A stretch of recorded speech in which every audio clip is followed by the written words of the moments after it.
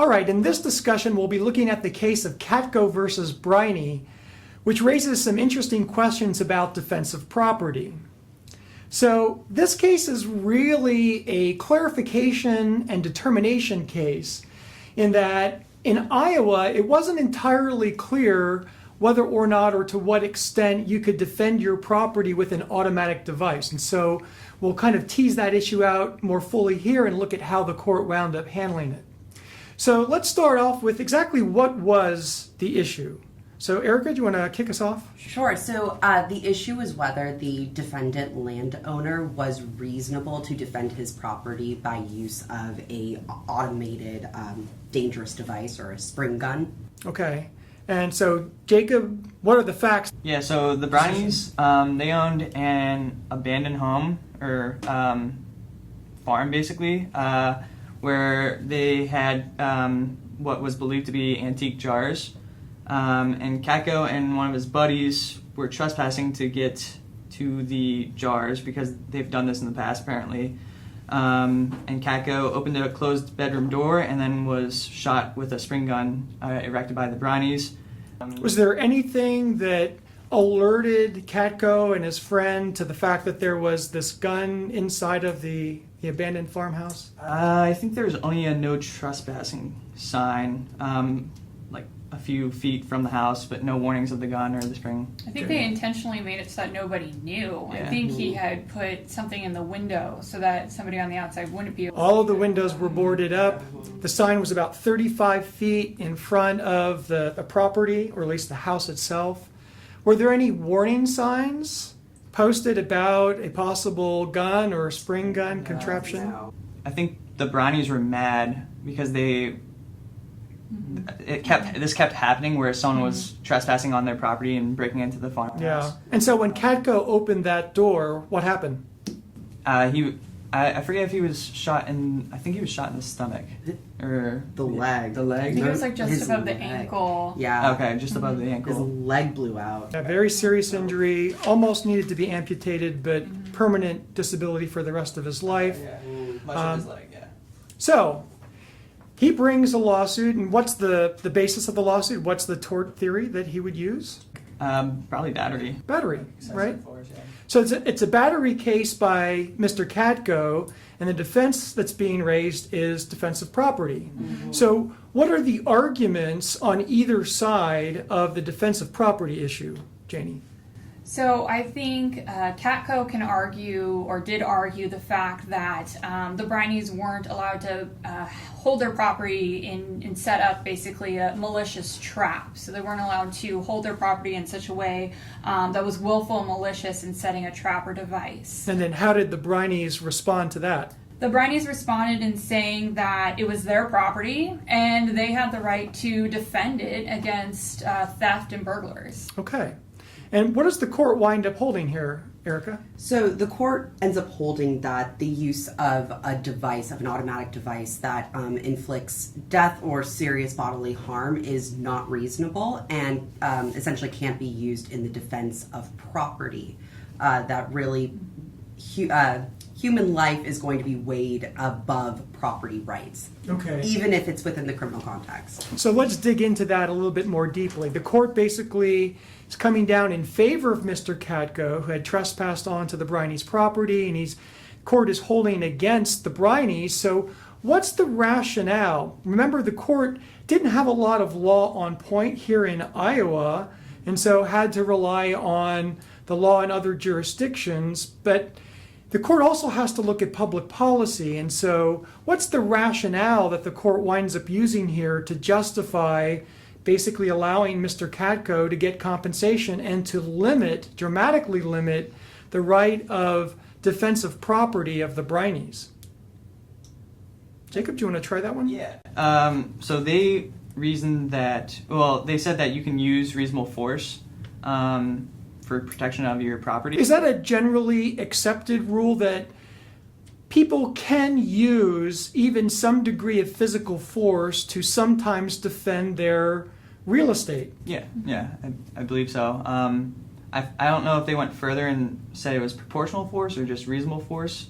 But they mean basically the same thing. Yeah. So then the question becomes, is deadly force, that is, a force that could actually kill the trespasser, is that a justified, proportional use of force for someone who's coming onto the property? Erica? So no, and I think that that's what they land on, is that when it's just about the threat to a property interest and there is no other, you're not protecting yourself or others, then it's not proportional. You don't have a reasonable belief that would justify using deadly force or serious force that could inflict serious harm. The court does identify two exceptions where there actually could be a justification for using deadly force against someone who's trespassing upon your real property. Do you remember what those two justifications are? I remember one was the threat to life. So if that basically turns into self-defense, though. That's a great observation. Yeah. That's true, that if you come onto property and you're threatening someone's life, then the reality is that they have a right of self-defense. And so whether you call it defense of property or self-defense, the ultimate analysis is it's proportional to save a life by possibly taking a life, right? So like basically if the brownies were in the farm, they don't know why Katko's coming onto the property, so I think that's why that justification happens there. Terrific. And then, do you remember what the other one is besides this threat to the personal interests? I think it was if somebody was coming on the property to commit a felony of violence. Right. Yeah, and they both get at the same thing, really. That if you're coming there in a way that violates the criminal law and has the likelihood of inflicting some violence against the people there, then that seems to be bad enough that we can justify some degree of deadly force to stop that person from coming onto the property. So, how does the court wind up analyzing the rule in these exceptions? We know what the ultimate holding is, but how does the court deal with the exceptions in this case? Do either of these exceptions apply to the facts here, Janie? No. So neither. Was Katko committing a felony of violence? No, he wasn't. He was just going onto the property because he was trying to get some fruit jars or something of the sort, and nobody was there. And he wasn't going there also as a threat to life because, again, nobody was on the property. I think at one point the court said that the Brinies weren't allowed to do something indirectly that they could not have done directly. So the fact that he wasn't there committing a felony of violence or a threat to life, therefore the Brinies weren't allowed to do indirectly through the spring shotgun what they couldn't have done if he had just come on the property and they were there. Piggybacking off of that, I think there's because the Brinies didn't have any control over the spring gun. So that I think that played a part in it too, because since there was no notice, you couldn't tell them, hey, back off, don't come into my property, and stuff like that. Great observation, that it's not only that it's deadly force, but it's deadly force without any kind of control. And so it could have been a child who had wandered onto that property, opened that door. That child could have been a victim of that blast. It didn't have to be Mr. Katko, and so there's good policy reasons to put people on notice that they have to be very careful about using something that's so deadly.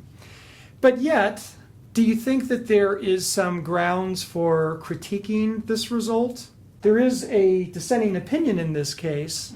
Yes. What are the grounds for being maybe a little bit cautious about a blanket rule that says that people can't use automatic devices like a spring gun to defend their property? So I guess the concern becomes if you do, for example, set up several warnings, and then someone chooses to proceed, and then now they're violating your property rights, and in turn then going to sue, it sets up an interesting dynamic where the criminal actually is rewarded for his criminal and tortious conduct. Yeah, so I think that kind of thinking actually has been brought up in the context of these cases, and it does raise, I think, some seeds of doubt for some jurisdictions. And it does raise questions about how far courts are willing to go in extending this rule. What is the kind of device for which there will be this kind of skepticism? So let's do a hypothetical to see what the parameters of the rule might be. So let's imagine that a store owner decides to use a highly trained guard dog and has the guard dog loose inside of its store. Let's assume that the store owner had some problems with break-ins and is going to use this highly trained guard dog that can engage in controlled bites against trespassers on the property, not necessarily going for the jugular or inflicting serious deadly bodily harm, but possibly inflicting some degree of force that could disable someone until perhaps the police are called or perhaps the owner of the store can arrive. Let's also assume that the store owner winds up placing a very prominent and conspicuous sign that says premises is guarded by a trained guard dog. Let's suppose that nevertheless our criminal breaks into the store, and once he enters the store, he is attacked by the dog, suffers a bite injury, and then wants to sue the store owner. Do you think that in that scenario that the holding in Katko, that was an excessive use of force would apply, or do you think that there are some reasonable grounds here for creating an exception?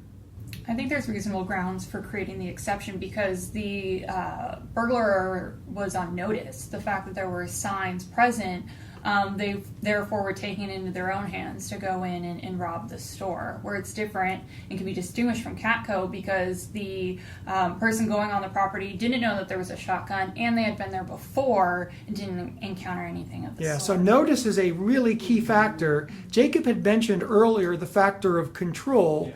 Is there some level of control that can be exercised over the dog that otherwise can't be exercised over a spring gun, Erica? Sure, I guess it shows itself in the training.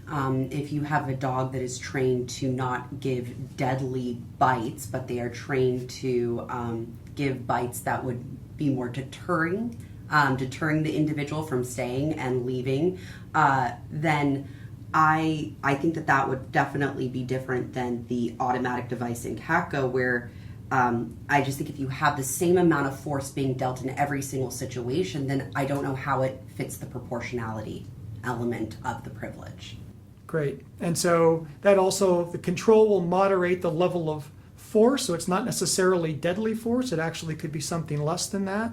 So those three factors, notice, control, and the degree of force, could be critical considerations in evaluating automatic devices, not necessarily spring guns, going forward. So great job, guys. And with that, we'll put the Katko case to bed.